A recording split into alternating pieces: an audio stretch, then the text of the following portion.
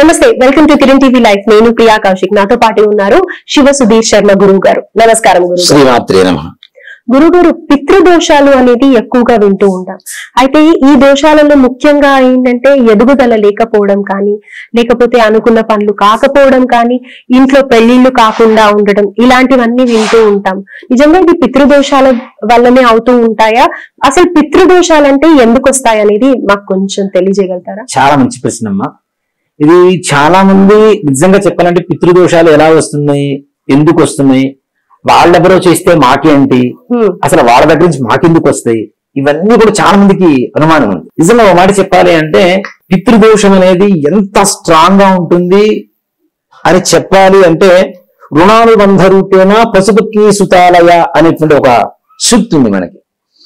పూర్వజన్మలో ఎక్కడైనా రుణానుబంధం ఉంటేనే మనకి ఈ జన్మలో ఒక వ్యక్తి పరిచయం కావచ్చు, భార్య అవ్వచ్చు, ఆడవాళ్ళకి భర్త అవ్వచ్చు, కొడుకులు కూతుళ్ళు అవ్వచ్చు. ఇవన్నీ తీసి పెడితే మన ఇంటికి వచ్చే కుక్క పిల్లతో సహా రుణానుబంధ రూపేణ మొట్టమొదట్లో దాంట్లో పశువులని చెప్పారు. ఆవులు వస్తాయి, గోవులు, తర్వాత ఈ గేదెలు వస్తూ ఉంటాయి, కుక్కలు, కొంతమంది పిల్లల్ని పెంచుకుంటారు, కొంతమంది పందులు పెంచుకుంటుంటారు, అనేక రకరకాల జీవరాశులను పెంచుకుంటూ ఉంటారు. ఏ పాముడు పెంచుకునే వాళ్ళు కూడా ఉంటారు కొంతమంది. సో ఇవన్నీ కూడా పూర్వజన్మలో ఉన్నటువంటి రుణానుబంధంతోనే మరలా ఈ జన్మలో మన దగ్గర చేరుతూ ఉంటారు. ఎక్కడో పుట్టి ఎక్కడో పెరిగి ఇద్దరు స్నేహితులు అవుతుంటారు. ఇది కూడా ఎందుకు అనేది చాలా మందికి ఉన్న అనుమానం. అసలు పితృదోషం అంటే ఏంటి అంటే, దాన్ని అందరికీ అర్థమయ్యే భాషలో చెప్పాలంటే సర్పదోషమే పితృదోషం అంట. సర్పదోషాన్ని పితృదోషం. ఈ రాహువు, కేతువు, కుజుడు, కేతువు, శుక్రుడు, రాహువు, కేతువు, కుజుడు, శుక్రుడు, ఈ 4 గ్రహాల వల్ల మాత్రమే ఈ పితృదోషాలు అనేది సంభవిస్తూ ఉంటాయి ప్రతి జాతకుడికి ఎవరికైనా సరే. అది ఎలా తెలుసుకోవాలంటారు? అంటే ఇప్పుడు నేను చెప్పినవి కొన్ని మటుకు అందరం కామన్ గా వినేదే, కానీ ఇది కాదండి మాకు ఇంకా వేరే బాధలు ఉన్నాయి కానీ పితృదోషాలు ఉన్నాయి అని అనే వాళ్ళు కూడా ఉంటూ ఉంటారు కదా. ఈ మాటల్లో చెప్పండి గురు. ఈ ఎపిసోడ్ ఎవరైనా మిస్ అయితే మాత్రం వాళ్ళ అంతకుముందు జరిగినటువంటి, వాళ్ళ గతంలో జరిగినటువంటి విషయాలు కానీ భవిష్యత్తులో జరగబోయేటువంటి విషయాలు మాత్రం తప్పనిసరిగా మిస్ అవుతుందంటే లెక్క. అంత ముఖ్యమైనటువంటి విషయం. నాకు ఈ మధ్య కాలంలో డాక్టరేట్ వచ్చింది కూడా ఈ యొక్క అంశంతోనే నేను సంపాదించుకున్నాను. అందరం ఎంతో అదృష్టవంతులం. అయితే ఈ రోజు నేను ఈ టాపిక్ తీసుకోవడం కూడా నిజంగా మా అందరి అదృష్టం.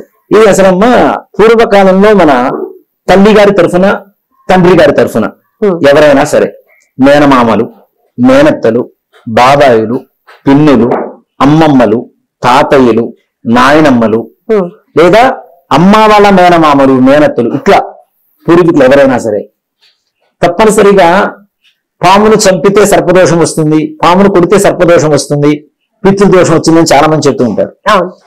పామును చంపడం అనేది, సర్పాన్ని చంపడం అనేది చాలా విశేషమైనటువంటి దోషం. దాని ద్వారా ముఖ్యంగా ఒక పితృదోషం, సర్పదోషం అనేది వస్తుంది ప్రతి జాతకుడికి. ఎవరైతే వాళ్ళ పూర్వీకులు చేశారో లేదా వీళ్ళు చేస్తే వీళ్ళు పిల్లలకి తప్పనిసరిగా వస్తుంది. అంతేకాకుండా ఇప్పుడు మనిషి కలియుగంలో ఆయుష్ ప్రమాణం ఎంత మనకి? కలియుగంలో నిండా 100 ఏళ్ళు అని చెప్తూ ఉంటారు. అసలు నిండా 100 ఏళ్ళు కాదు. మనకి రవి మహర్దశ నుంచి కేతు మహర్దశ వరకు మొత్తం ఎన్ని సంవత్సరాలు ఉంటుందో లెక్క పెట్టుకుంటే 120 సంవత్సరాలు వస్తుంది. 120 సంవత్సరాల్లో సగం ఎంత? 60. షష్ఠి పూర్తి ఎందుకు చేస్తాం మనం? అసలు షష్ఠి పూర్తి ఎందుకు చేస్తామనేది చాలా మందికి తెలియదు. షష్ఠి పూర్తి అంటే గెట్ టుగెదర్, అందరు రావాలి, కూర్చోవాలి, భోజనాలు చేయాలి, దండలు మార్చుకోవాలి, మన తాళిబొట్టు కట్టాలి. ఇది కాన్సెప్ట్ ఇప్పుడు జరుగుతున్నటువంటి కొన్ని సినిమాల ద్వారా వచ్చినటువంటి ప్రభావితమైనటువంటి సంప్రదాయం ఇది. అసలు షష్ఠి పూర్తి అంటే ముఖ్యంగా 60 ఏళ్ళు వచ్చేసరికి అర్ధాయుష్, అంటే 120లో సగం 60 కదా, అర్ధాయుష్ వచ్చేసరికి ఉగ్రరథం అనేటువంటి ఒక రథాన్ని ఎక్కువస్తాట మృత్యువు వీళ్ళని తీసుకెళ్ళడానికి, కబలించడానికి. ఆయన శాంతింపజేయడమే షష్ఠి పూర్తి పరమార్థం. ఉగ్రరథ శాంతి అంటారు సంస్కృతంలో.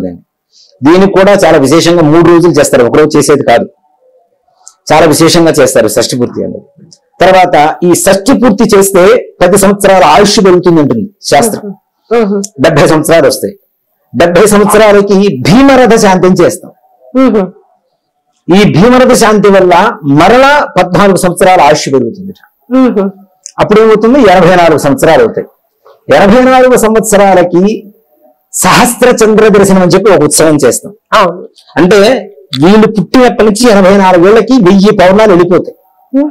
కాబట్టి సహస్ర చంద్ర దర్శనం 1000 పౌర్ణాలు వెళ్ళిపోతున్నాయి. అది చేస్తే 36 ఏళ్ళ ఆయుష్ పెరుగుతుంది. వెరసి మొత్తం 120 సంవత్సరాలు సంపూర్ణమైనటువంటి ఆయుష్. ఇక్కడ అర్ధాయుష్ అంటే 60 సంవత్సరాలని చెప్పుకున్నాం మనం. అర్ధాయుష్ కంటే కూడా ఇంకా ముందు చనిపోతుంటారు, మన పూర్వీకులు చనిపోయి ఉంటారు. ముఖ్యంగా వాళ్ళ ఆత్మ ఘోషే పితృదోషం. అంటే 60 ఏళ్ల కంటే ముందు చనిపోయినటువంటి వాళ్ళ ఆత్మ ఘోష ఏదైతే ఉంటుందో అదే పితృదోషంగా పరిగణిస్తాం. అది ఎలా?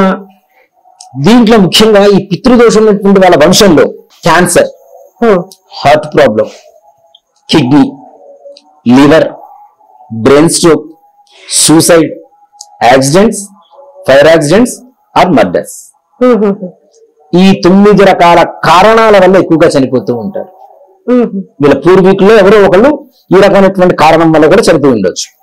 అక్కడి నుంచి వాళ్ళ దగ్గర నుంచి ప్రారంభమైతే అది పిల్లలకి, వాళ్ళ దగ్గర నుంచి వాళ్ళ పిల్లలకి, వాళ్ళ దగ్గర నుంచి వాళ్ళ పిల్లలకి తప్పనిసరిగా వస్తూనే ఉంటుంది, వంశ పరంపరగా వస్తూనే ఉంటుంది. దీంట్లో ముఖ్యంగా చెప్పేది ఏంటంటే, ఇప్పుడు ఒక పితృదోషం ఉన్నటువంటి ఒక వ్యక్తి ఉన్నాడు, ఒక మేలు, ఒక మగ ఆయన. ఈయనకి భార్య సంబంధాలు వెతుకుతున్నారు ఈ పిల్లవాడికి. తప్పనిసరిగా మరలా పితృదోషం ఉన్నటువంటి వంశం నుంచే ఇతనికి భార్య వస్తుంది, లేకపోతే రాదు. అట్లా కూడా ఖచ్చితమైనటువంటి మాట. ఇందాక నేను చెప్పాను, కుక్క పిల్లల్ని తెచ్చుకుంటే వాటికే వస్తుంది అనుకున్నప్పుడు తప్పనిసరిగా పశుపత్ని అని చెప్తున్నాం కదా, తప్పనిసరిగా ఇతనికి ఏ దోషాలు అయితే పితృదోషాలు ఉన్నాయో అవే పితృదోషాలు వంశం నుంచే మరలా భార్య వస్తుంది. వీళ్ళిద్దరికి ఉన్నప్పుడు పుట్టి పిల్లలకు ఉంటుంది ఆటోమేటిక్ గా. ఇప్పుడు మనకు చూడండి, బీపీ, షుగర్, థైరాయిడ్, హార్ట్ ఇట్లాంటివి కొన్ని హెరిడిటీ అంటాం, వంశ పరంపరగా వచ్చేటువంటి అనారోగ్య సమస్యలు ఉన్నాయి. ఇవన్నీ కూడా దేనికి వస్తాయి? కేవలం ఎందుకు వస్తాయి? ఈ పితృదోషాల వల్ల మాత్రమే ఇలాంటి అనారోగ్యాలు వస్తాయి. అదే దోషాలు కంటిన్యూ అవుతూ ఉంటాయి కాబట్టి, వంశ పరంపరగా వస్తూ ఉంటాయి కాబట్టి, వాటి ద్వారా వచ్చేటువంటి అనారోగ్య సమస్యలు కూడా వంశ పరంపరగా వస్తూ ఉంటాయి. అవును. కొంతమందికి అసలు అంటే వింటూ ఉంటాం కదా గురుగారు, మా పూర్వీకుల్లో ఎవరికో ఉందో లేకపోతే అసలు ఎవరికి లేదండి మా వాడికే వచ్చింది అనేది ఎక్కువగా వింటూ ఉంటాం. అసలు మా ఇంట్లో ఎక్కడ ఎవ్వరికీ లేని జబ్బు, కళ్ళు లేకపోతే వినిపించకపోవడము, లేకపోతే ఇంకేదన్నా డిసీజ్, హార్ట్ డిసీజ్ కానీ చిన్న పిల్లవాడిగా ఉన్నప్పటి నుంచి మొదలవుతూ ఉంటాయి. సో ఇది కూడా పితృదోషాల కిందనే తప్పనిసరిగా. దీంట్లో ఉండేటువంటి లక్షణాలు చెప్తాను. వివాహం వయసు వచ్చినా వివాహం కాకపోవటం, సంతానానికి ఆడవాళ్ళకి సమస్యలు ఉండడం, మగవాళ్ళకి సమస్యలు ఉండడం, అంతేకాకుండా మొండితనమైనటువంటి పిల్లలు పుట్టడం. ఇక వాళ్ళు మన మాట వినరు, విన్నట్టుగా ఉంటారు, బయటికి వెళ్ళి వాళ్ళ పని వాళ్ళు చేస్తూ ఉంటారు, ఏదో కొంత పని చేసుకొని వచ్చి ఇంటి మీద గొడవ తీసుకొని వస్తారు. ఇలాంటి పిల్లలు పుట్టడం. తర్వాత వ్యాపారం చేస్తూ స్టార్ట్ చేస్తారు, రకరకాల వ్యాపారం, ఒక వ్యాపారం స్టార్ట్ చేస్తాడు, మళ్ళీ ఇంకో వ్యాపారం స్టార్ట్ చేస్తాడు. అన్ని సగానికి వచ్చేసరికి మళ్ళీ ఆగిపోతూ ఉండదు. ఎమోషనల్ మైండ్ సెట్, కోపం, బాధ, సంతోషం, ప్రేమ, ఏ ఒక మానసిక స్థితి తీసుకున్నా దాని ఎక్స్ట్రీమ్ లెవెల్లో ఉంటుంది అనమాట. విపరీతమైనటువంటి స్థాయిలోకి వెళ్ళిపోతుంటుంది ప్రతి ఎమోషన్ కూడా వీళ్ళకి. సో ఇలాంటివి కలగటం, అంతేకాకుండా కుటుంబం అంతా విచ్ఛిన్నం అవ్వడం, కలిసి ఉండడం అనేది ఉండదు. ఇంట్లో 2 కొడుకులు, భార్యాభర్త, 4 చోట్ల ఉండిపోవడం, భార్యాభర్తల గొడవలు కావడం, తర్వాత ఉద్యోగంలో మంచి ఉన్నత స్థాయి లేకపోవడం, ఇవన్నీ కూడా కేవలం పితృదోషాల వల్ల మాత్రం వస్తాయి. మరలా దీంట్లో ఇంకొక సమస్య కూడా ఉంది, స్త్రీ శాపం కూడా అంటాం. ఈ పితృదోషం కిందకి వస్తుంది అది కూడా. అది ఎందుకు? ఈ స్త్రీ శాపం కేవలం కుజగ్రహ, శుక్రగ్రహ స్థితి వల్ల మాత్రమే వస్తుంది. దీంట్లో కూడా ఏంటి అంటే, తప్పనిసరిగా ఈ ఒకరి జాతకంలో శుక్రుడు కుజగ్రహ ప్రభావం అనేది సంపూర్ణంగా ఉంది అంటే, వీళ్ళ పూర్వీకులు ఎవరికో ద్వితీయ వివాహ యోగం జరిగింది అనేది ఖచ్చితంగా చెప్పవచ్చు. అంటే దాన్ని వికలత్ర యోగం అంటాం. 2వ వివాహం జరగడం తప్పనిసరిగా. అంతేకాకుండా వీళ్ళ వంశీకుల వల్ల ఎవరైనా ఆడవాళ్ళు ఎక్కువగా మానసికమైనటువంటి బాధ కలిగి చనిపోవడం కానీ, లేదంటే సూసైడ్ చేసుకోవడం కానీ, ఆత్మహత్య చేసుకోవడం కానీ, ఇట్లాంటి వాటి వల్ల విపరీతమైనటువంటి దోషాలు, పితృదోషాలు వస్తాయి. అంటే ఒకరి బాధకి మనం కారణమైనా కానీ అది పితృదోషం కిందకే. ఇప్పుడు చాలా మంది ఒక నానుడి మాట ఉంటుందమ్మా, అరే ఆడవాళ్ళు ఉసురు కొట్టుకోకరా, అవును చాలా తప్పురా, కుటుంబానికి తగులుతుంది అని. కుటుంబానికి అది వంశం మొత్తానికి తగులుతుంది, అంత ప్రభావం ఉంటుంది తప్పనిసరిగా. ఆడవాళ్ళు బాధపడ్డా అంటే వీళ్ళ వల్ల ఎక్కువగా మానసికమైనటువంటి బాధను అనుభవించేసి వెళ్ళిపోవటం. నిజంగా ఒక మాట చెప్పాలి అంటే ఇప్పుడు ఉన్న లాలు ఇవన్నీ తీసి పక్కన పెడితే ఒకప్పుడు ఏకపత్ని వ్రతులు ఇప్పటికి రావణ ఎందుకు పూజ చేస్తాం మనం, అవునా? సో ఇల్లీగల్ కాంటాక్ట్స్ ఉన్నటువంటి వాళ్ళ ద్వారా బాధపడినటువంటి ఆడవాళ్ల ఉసురు కూడా స్త్రీ శాపంగా మారి వాళ్ళ వంశాన్ని ఎక్కువగా బాధ పెడుతూ ఉంటుంది. ఇది తప్పనిసరిగా చాలా గుర్తుపెట్టుకోవాల్సినటువంటి విషయాలు. ఆడవాళ్ళని ఎక్కువగా బాధ పెట్టడం అనేది మన వంశీకుల వల్ల జరిగింది కాబట్టి మనకి వాటి రోజున రెండో వివాహాలు జరగడం, 2, 3 జరుగుతున్నటువంటి వ్యక్తులు కూడా ఉన్నారు కొంతమంది. ఇవన్నీ కూడా కేవలం వాటి వల్ల మాత్రమే వస్తుంది. మరి దీనికి పరిహారం ఏంటంటారు? మరి దీనికి నిజంగా చెప్పాలి అంటే ఇక్కడ ఎవ్వరు మన రాష్ట్రాల్లో చేసేటువంటి విధానం అయితే కాదు. దాని విధానం కూడా మోక్షనారాయణ బలి అంటారు దీన్ని. నిజంగా 60 సంవత్సరాల లోపల చనిపోయినటువంటి వాళ్ళకి ఆత్మఘోష ఎందుకు ఉంటుంది అని అడిగితే సింపుల్ గా ఒక మాట చెప్పొచ్చు. బాగా ఆకలేసింది, కంచెం నిండా అన్నం పెట్టుకున్నాం, కొంచెం తిన్నాం, ఎలా ఉంటుంది? అర్ధాకలి అట్లానే ఉంటుంది. అట్లానే 120 సంవత్సరాలు బ్రతకాల్సినటువంటి ఒక మనిషి 60 సంవత్సరాల కంటే అర్ధాయుష్ కంటే ముందు చనిపోతుంటే ఆత్మఘోష ఉంటుంది కదా. ఈ ఆత్మఘోష వల్ల వీళ్ళకి స్వర్గ నరక ప్రాప్తి అనేది ఉండదు. త్రిశంక స్వర్గం అని మనం పురాణాల్లో వింటూ ఉంటాం. భూమికి ఆకాశానికి మధ్యలో వేలాడుతూ ఉంటుంది. ఈ త్రిశంక స్వర్గంలోనే ఉంటారు వీళ్ళందరూ. దానివల్ల వాళ్ళ వంశీకులు ఎవరు ఉన్నతమైనటువంటి స్థానానికి వెళ్ళరు. ఎందుకు అంటే ఇప్పుడు మనం చనిపోయినటువంటి మన పెద్దవాళ్ళని ఏమంటాం, పితృదేవతలు అంటాం. అంటే దేవతలతో సమానం. బ్రతుకున్నప్పుడు వాళ్ళకి చక్కగా భోజనం పెట్టాలి, చనిపోయిన తర్వాత వాళ్ళ కర్మ విధులన్నీ చక్కగా చేయాలి. కానీ మనం చేసేటువంటివి వాళ్ళకి అందట్లేదు. స్వర్గంలోనే నరకంలోనే ఉంటే అందుతాయి. అటు ఇటు కాకుండా ఉండడం వల్ల వాళ్ళకి ఉత్తర పుణ్యలోకం అనేది ఎక్కడ కలగటలేదు.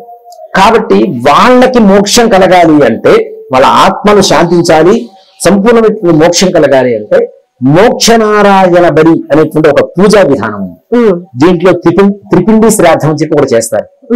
అంతేకాకుండా తిల హవనం అని చెప్పి ఒకటి చేస్తారు, గాయత్రి హవనం చేస్తారు. ఈ మోక్షనారాయణ బలి విధానం అంతా కూడా ఒక పెద్ద ప్రక్రియ.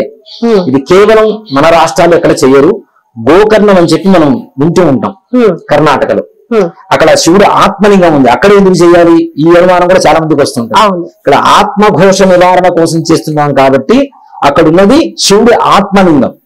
రావణాసురుడు శివుడి దగ్గర రుద్రవీణ ఇచ్చేసి ఆయన దగ్గర నుంచి ఆయన తల్లి కోసం తీసుకొస్తున్నటువంటి ఆత్మలింగాన్ని వినాయకుడు ఒక పశువుల కాపరి రూపంలో ఆయన చేతిలో పెడితే సంధ్యా సమయం అయ్యేసరికి ఆయన వస్తూ ఉంటారు. కైలాసం నుంచి సాక్షాత్తు శ్రీలంకకి వెళ్ళిపోయాడు ఆయన రావణాసురుడు. ఈ ఆత్మలింగం ఈ రావణాసురుడు కనుక చెందితే, సంపూర్ణంగా ఆయన ఆధీనంలో ఉంటే ఆయన్ని జయించడం ఎవరి తరం కాదని చెప్పి తెలుసుకున్నటువంటి దేవతలంతా కూడాను విష్ణుమూర్తి మాయ చేసి మధ్యాహ్న సమయానికి సాయం సమయం అయ్యేలా సమయాన్ని రాత్రి ఆకాశాన్ని మారుస్తాడంట, సమయాన్ని అంతా మారుస్తాడు. సాయం సమయం సంధ్యా సమయం అయ్యేసరికి రావణాసురుడు బ్రాహ్మణుడు కదా, సంధ్యావందనం చేయాలని చెప్పి గోకర్ణం దగ్గరకు వచ్చేసరికి సముద్రం ఉంటుంది. ఆ సముద్రం దగ్గర స్నానం చేసి సంధ్యావందనం చేద్దామని చెప్పి ఆ శివలింగాన్ని కింద పెట్టలేడు, ఎక్కడ పెడితే అక్కడే ఉండిపోతుంది. ఏం చేయాలి అని చెప్పి ఈ పశువుల కాపరి రూపంలో ఉన్నటువంటి వినాయకుడి చేతిలో పెడతాడు. పెట్టినప్పుడు నేను 3 సార్లు పిలుస్తా, నువ్వు వస్తే నీకు ఇస్తా, లేదంటే ఇక్కడ పెట్టేసి వెళ్ళిపోతా అంటాడు వినాయకుడు. ఆయన సంధ్యావందనం చేస్తూ ఉంటాడు. ఇదంతా మాయే కదా, దేవతలు ఆడుతున్నటువంటి నాటకమే. కాబట్టి ఈ వినాయకుడు కావాలని చెప్పి తొందరగా రావణ రావణ రావణ అని చెప్పి 3 సార్లు పిలుస్తాడు. ఆయన వచ్చేసరికి భూమి మీద పెట్టేసి వెళ్ళిపోతాడు. అప్పుడు పెట్టినటువంటి ఆత్మలింగమే ఇప్పుడు అక్కడ ఉన్నటువంటి మహాబలేశ్వర ఆత్మలింగం. అయితే త్రయంబకేశ్వరంలో కూడా పెట్టచ్చు అని. త్రయంబకేశ్వరంలో నారాయణ నాగబలి చేస్తారు. ఇది వేరే అది వేరే. అది వేరే. నారాయణ నాగబలి చేయాలన్నా మోక్షనారాయణ బలి చేస్తేనే దానికి అధికారం కలుగుతుంది. అయితే గోకర్ణంలో చేసిన దాని తర్వాతే త్రయంబకేశ్వర్లోది చెయ్యాలి అని అంటారు. మరి చాలా మటుకులా పితృదోషాలు ఉన్నాయి అంటే గనక త్రయంబకేశ్వర్కి వెళ్ళమని చెప్తూ ఉంటారు. అలా కాదు, ముందు మొట్టమొదటిగా గోకర్ణంలో మోక్షనారాయణ బలి చేయించుకొని ఆ తరువాత త్రయంబకేశ్వరం అంటే సర్పదోష నివారణ చాలు. అక్కడ సర్పదోష నివారణ మళ్ళీ ఇక్కడ జరుగుతూ ఉంటుంది కదా గురువు గారు, ఇక్కడ మన శ్రీకాళహస్తి కానీ లేకపోతే గనక కుకీ సుబ్రహ్మణ్యం దగ్గర అక్కడ జరుగుతూ ఉంటాయి కదా. కుకీలో సర్పదోష నివారణ కాదమ్మా, అక్కడ ముఖ్యంగా విశేషమైనటువంటి ఇదేంటంటే ఆశ్లేష బలి చేస్తూ ఉంటారు. ఆశ్లేష నక్షత్రం ఇక్కడ ఇందాక మనం చెప్పుకున్నట్టు పితృదోషంలో ఇంకో ముఖ్యమైన విషయం ఏంటంటే ఈ పితృదోషం స్త్రీ శాపం ఉన్నటువంటి వాళ్ళ వంశంలో చూడండి ఎక్కువగా అశ్వని, ఆరుద్ర, మఖ, స్వాతి, మూల, శతభిషం, హస్త, శ్రవణం, రోహిణి, పునర్వసు, విశాఖ, పూర్వాభాద్ర ఈ నక్షత్రాలలో పితృదోషం ఉన్నటువంటి వాళ్ళ వంశంలో ఈ నక్షత్రాలే జననం ఎక్కువ జరుగుతూ ఉంటాయి తప్పనిసరిగా. అంతేకాకుండా స్త్రీ శాపం అని చెప్పాను ఇందాక, శుక్రకుజుల ప్రభావం చేత కలుగుతుంది, అది కూడా పితృదోషం కిందకి వస్తుందని చెప్పాను. ఈ స్త్రీ శాపం ఉన్నటువంటి వాళ్ళ వంశంలో మృగశిర, చిత్త, ధనిష్ట ఈ 3 నక్షత్రాలు ఎక్కువ జననం జరుగుతుంది. అయితే సింపుల్ గా మనం ఇప్పుడు ఈ నక్షత్రాలు ఉన్నాయి అంటే ఇది ఉన్నట్టు 100% దాంట్లో అనుమానమే లేదు. ఈ నక్షత్రాలు పుట్టారు అంటే వాళ్ళ పూర్వీకుల దగ్గర నుంచి పితృదోషం సంభవిస్తుంది అనేది ఖచ్చితమైనటువంటి మాట. అలాగే వీటిల్లో ఆశ్లేష నక్షత్రం అనేది ఇంకా స్ట్రాంగ్ గా ఉంటుంది. ఈ నక్షత్రాలు జననాలు జరిగి 7వ తరంలో ఆశ్లేష నక్షత్ర జననం జరుగుతుంది ఆ వంశంలో. అంటే పితృదోషం అనేది అక్కడ స్ట్రాంగ్ అయిపోయింది. ఆశ్లేష నక్షత్ర మంత్రం కూడా ఇదం సర్పేభ్యో అహిరస్తుదుష్టం అని స్టార్ట్ అవుతుంది, ప్రారంభం అవుతుంది. అంటే సర్ప నక్షత్రం అనేది విశేషంగా చదువుతూ ఉన్నాం మనం. చాలా మంది చదువుతుంటారు ఆశ్లేష నక్షత్రంలో పుడితే అత్తగారికి గండం వస్తుంది, మఖా నక్షత్రంలో పుడితే మామగారికి గండం వస్తుంది, మూలా నక్షత్రంలో పుడితే మూలున్న వాళ్ళకి గండం వస్తుంది. ఇవన్నీ పిచ్చి మాటలు జనాలు, అసలు నిజాలు కావాలి. కేవలం పితృదోషాలు ఉంటాయి అంతేగాని మఖా నక్షత్రంలో పుట్టినటువంటి ప్రతి ఒక్కరికి మామగారు లేకుండా ఉండాలి అంటే ఇంకా ఆ మఖా నక్షత్రంలో పుట్టిన కొన్ని కోట్ల మందికి పెళ్లిళ్ళు కాకుండా అట్లానే ఉండాలి. ఆశ్లేషంలో పుట్టినటువంటి వాళ్ళందరికీ అట్లానే ఉండిపోవాలి. మూలా నక్షత్రంలో పుట్టిన ప్రతి ఒక్కరు అట్లానే ఉండిపోవాలి. అవన్నీ పిచ్చి మాటలు తప్పితే ఏదో నోటుకు వచ్చింది ప్రాస కలిసింది, మూలలో ఉన్న వాళ్ళు మఖ, మామ, ఆశ్లేష, ఆ అత్త ఇట్లా ఏదో ప్రాస కలిసింది అని చెప్పుకుంటూ వస్తున్నారు కానీ అసలు నిజాలు అయితే కావాలి. ఈ ఆశ్లేష నక్షత్ర జననం జరుగుతుంది కాబట్టి ఆశ్లేష బలికి కుక్కిలో చాలా ప్రాధాన్యత ఉంటుంది. అలాగే అంతేకాకుండా ఇక్కడ మనకి శ్రీకాళహస్తిలో చేస్తున్నాం సర్పదోష నివారణ పూజ చేస్తున్నాం. నిజంగా పూర్వకాలంలో మనకి ఇది కాంట్రవర్సీ అయితే అయ్యి ఉండొచ్చు శ్రీకాళహస్తి దేవాలయం మీద, నన్ను ఏమన్నా అనుకున్నా పర్లేదు కానీ నేను ఉన్నట్టు చెప్పాలి అనుకుంటున్నాను. పూర్వకాలంలో మంగళవారం రాహుకాలంలో 3 గంటల నుంచి 4:30 గంటలకు మాత్రమే అక్కడ సర్పదోష నివారణ పూజ చేసేవాడు పూర్వీకులు పూర్వకాలంలో. ఆ తర్వాత ప్రతిరోజు రాహుకాలంలో చేయడం అనేది ఒక సంప్రదాయంగా మారింది. ఇప్పుడు ఉదయం 6 గంటల నుంచి రాత్రి 9 గంటల వరకు రాహుకాలం లేదు, కేతుకాలం లేదు, ప్రతి సమయంలో పూజ చేస్తున్నారు. అవును కాళహస్తి. సో అంటే దీనికి ఒక సమయాభావం, ఒక సమయం అనేది ఒక ప్రాధాన్యత ఉన్నది కాబట్టి దానికి ఆ ప్రాధాన్యత ఇవ్వకపోతే ఎక్కడ వస్తుంది చెప్పండి. ఇప్పుడు పప్పు చేస్తున్నాం, పప్పులో ఉప్పు లేకపోతే ఏం లేదు కదా. అంటే ఇక్కడ ఇలా అనే వాళ్ళు కూడా ఉన్నారు. కాళహస్తి అంటే ఇంకా అక్కడికి వెళ్లేదే ఎందుకు, ఆ ప్రదేశం యొక్క పవర్ ఉంటుంది కాబట్టి ఎప్పుడైనా చెయ్యొచ్చు అని అంటారు. అలా ఉంటుందా గురువు గారు? ప్రతి ఒక్కదానికి ఇప్పుడు మరి సుప్రభాత్ సేవ పొద్దున్నే 4ంటికి ఎందుకు చేస్తారు వెంకటేశ్వర స్వామికి? మధ్యాహ్నం 12ంటికి చేయొచ్చుగా. మరి తిరుపతి నుంచి క్షేత్రం అయితే లేదు కదా, మరి చేయొచ్చుగా. ఇది పొద్దున ఎందుకు చేయాలి, ఏ సమయంలో ఏది ఎలా చేయాలో ఇప్పుడు మనం మానవులు అలవాటు పడ్డాం. పొద్దున 8ంటికి లేవడం, 10ంటికి స్నానం చేయడం. అట్లానే భగవంతుడు కూడా మన ఇష్టం వచ్చినప్పుడు చేసుకుంటాం, మనకు సానుకూలంగా ఉన్నప్పుడు చేసుకుంటాం. జనాలు పెరిగారు కాదని చెప్పను, కానీ నిదానంగా అయినా సరే తప్పనిసరిగా ఒక సమయం ఇచ్చినప్పుడు ఆ సమయాన్ని బట్టి చేయడం వల్ల విశేషమైనటువంటిది. మీరు చూడండి శ్రీకాళహస్తిలో మంగళవారం రోజున మధ్యాహ్నం ఉన్నంత జనం మిగిలిన సమయాల్లో ఉండరు. మరి అందరికి తెలిసే సమయానికి వస్తున్నారు కదా, కాబట్టి ఆ సమయానికి చేయడం అనేది చాలా ప్రాధాన్యత. ఆ సమయంలో చేయడం అనేది విశేషం కాబట్టి అక్కడ చేయటం లేదు. అలా చేస్తే తప్పనిసరిగా మంచి ఫలితం వస్తుంది. ఏదేమైనా సరే ముందుగా గోకర్ణంలో మోక్షనారాయణ బలి అనేది తప్పనిసరిగా చేయవలసినటువంటి ప్రాధాన్యత. అసలు అలా చేయకుండా ఏది చేసినా వాళ్ళ కర్మ ఫలితం, ఇప్పుడు పితృదోషం అనేది కర్మ ఫలితంగా మనం ఇచ్చేస్తూ ఉన్నాం. ఆ కర్మ విముక్తి జరగాలి అంటే మన పితృదేవతలకు మోక్షం కలగాలి, మన కర్మ విముక్తి జరుగుతుంది.